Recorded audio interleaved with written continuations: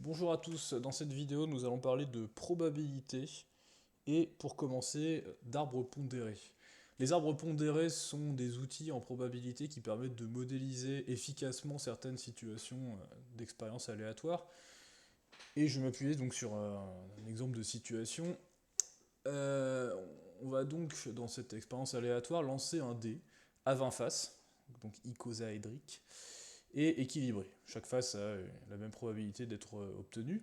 Et en fonction du résultat, on va choisir une urne parmi deux. Si on obtient 13 ou plus, on choisit l'urne A. Sinon, on choisit l'urne B. Les deux urnes contiennent 10 boules, mais l'urne A contient 7 boules rouges et 3 boules blanches, pendant que l'urne B contient 9 boules blanches et une boule rouge. Et une fois qu'on a choisi l'urne,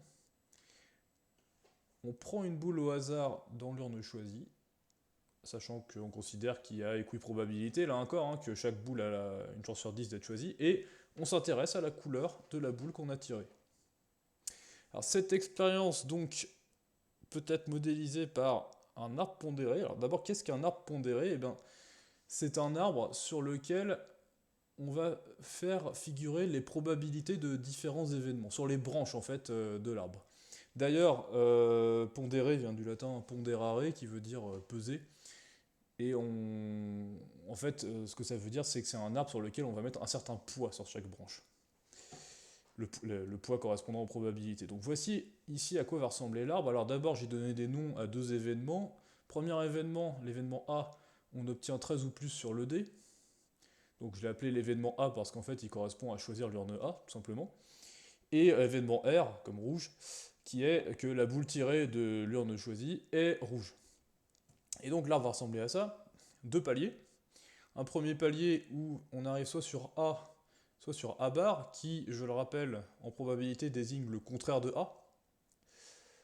Et un deuxième palier où on mettra les événements R et R bar, en fonction donc de ce qu'on a obtenu sur le premier palier. Là encore, R bar désignant le contraire de R, et en fait R bar voulant dire la boule tirée est blanche. Et enfin, sur les branches, donc, on va faire figurer des probabilités. Alors, pour commencer sur ces deux branches-là, là où je mets mon curseur, on fait figurer la probabilité donc d'obtenir 13 ou plus sur le dé, et la probabilité d'obtenir 12 ou moins. La probabilité d'obtenir 13 ou plus sur un dé à 20 faces, c'est 8 sur 20, et donc ça fait 0,4. La probabilité d'obtenir 12 ou moins, c'est 12 sur 20, ce qui fait 0,6. Et ensuite, si on est dans l'urne A, la probabilité de tirer une boule rouge est donc de 7 sur 10, c'est-à-dire 0,7.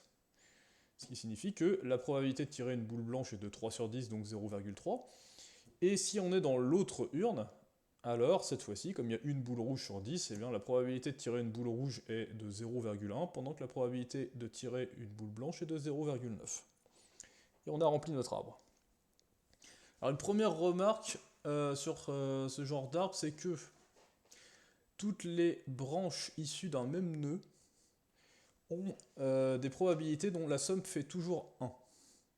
Par exemple, si je prends le nœud initial, celui tout à gauche, il y a deux branches qui en sont issues, et bien les deux nombres qui figurent dessus, quand on les additionne, ça donne 1. 0,4 plus 0,6, ça donne bien 1.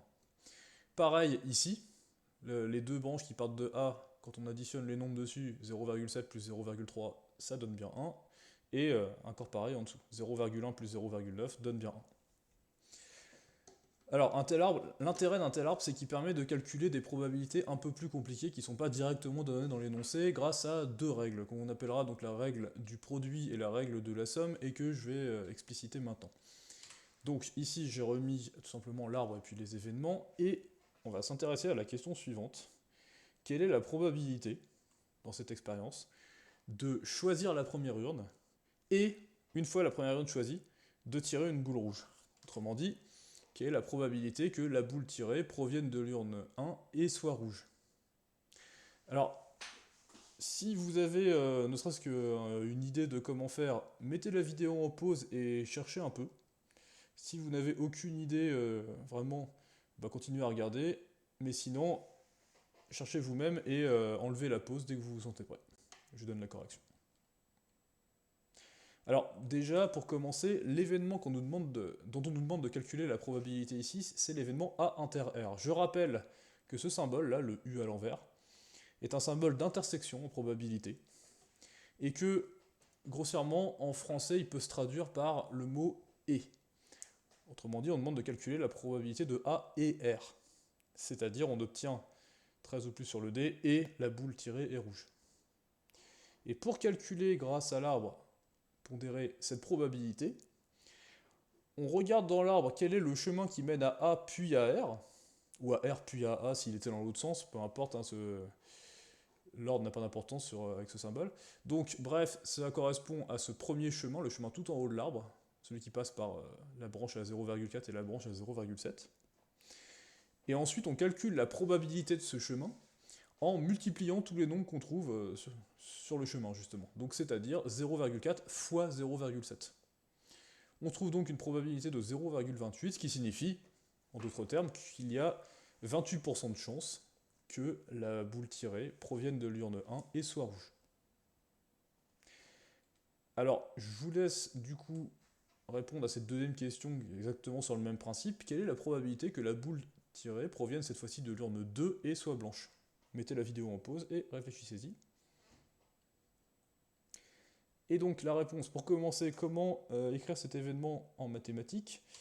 Il s'agit de l'événement A bar inter R bar. Rappel encore, hein, la barre au-dessus du nom d'un événement signifie le contraire de. C'est-à-dire, A bar, c'est... donc on est dans l'urne 2, enfin l'urne B d'ailleurs, et R bar, c'est la boule tirée est blanche. Et donc pour calculer la probabilité de A bar inter R bar, on regarde le chemin qui correspond à cette intersection d'événements dans l'arbre, c'est le chemin qui est tout en bas, celui qui passe par 0,6 et 0,9. Et donc on multiplie le 0,6 et le 0,9 pour obtenir 0,54. Et on pourrait donc calculer de la même manière la probabilité de A inter R bar et la probabilité de A bar inter R. La deuxième règle dans un A pondéré, c'est ce qu'on appelle la règle de la somme. Alors, cette fois-ci, on s'intéresse à la question suivante. On aimerait savoir quelle est la probabilité, lors de cette expérience, d'obtenir une boule rouge, peu importe l'urne de laquelle elle est issue. Quelle est la probabilité que la boule tirée soit rouge? Donc là encore, si vous avez au moins ne serait-ce qu'une idée de comment faire, eh bien mettez la vidéo en pause et faites-le. Sinon, passez directement à la suite de la vidéo. Et voici comment faire. Dans une situation comme celle-là, d'abord, on repère dans l'arbre partout où l'événement, enfin tous les endroits où l'événement en question apparaît. Il s'agit de l'événement R ici, hein, la boule tirée est rouge, c'est l'événement R. On regarde où est-ce qu'il y a des R, tout simplement. Donc il y en a deux, tout en haut là, et ici en troisième position. Et on repère donc tous les chemins qui mènent à R. Il y en a deux donc, celui qui passe par 0,4 et 0,7, et celui qui passe par 0,6 et 0,1. Et ensuite, on calcule la probabilité de chacun de ces chemins, comme on l'a fait tout à l'heure, avec la règle du produit. Donc 0,4 fois 0,7 pour le premier, comme on l'a déjà fait. 0,6 fois 0,1 pour le deuxième. Et on additionne tous les résultats. Au final, on calcule donc 0,4 fois 0,7 plus 0,6 fois 0,1, et on tombe donc sur 0,34. En fait, la logique derrière tout ça, c'est que la probabilité de tirer une boule rouge, c'est en fait la probabilité de tirer une boule rouge de l'urne A, plus la probabilité de tirer une boule rouge de l'urne B. Et après, il n'y a pas d'autre solution pour tirer une boule rouge, il n'y a pas de troisième urne. Donc on calcule ces deux probabilités, on tombe respectivement sur 28% et 6%, et puis on les additionne, pour avoir un résultat final de 34%. La probabilité de R est donc de 34%. Maintenant, si vous avez compris le principe, essayez de répondre à cette question. Quelle est la probabilité que la boule tirée dans l'expérience soit blanche? Là encore, mettez la vidéo en pause. Et alors cette fois-ci, en fait, il y a deux méthodes. Je vais parler des deux et on va en profiter pour vérifier que les deux sont cohérentes, hein, donnent bien le même résultat. La première, c'est de voir donc cet événement-là, de voir que c'est bien le contraire de l'événement dont on vient de calculer la probabilité. Ce qu'on nous demande, c'est calculer, autrement dit, c'est calculer P de R bar. Lorsque deux événements sont contraires, R et R bar par exemple, la probabilité de l'un, c'est 1 moins la probabilité de l'autre. Donc la probabilité de R bar, c'est 1 moins la probabilité de R. C'est-à-dire 1 moins ce qu'on a trouvé dans l'exercice précédent, 1 moins 0,34, et donc on tombe sur 0,66.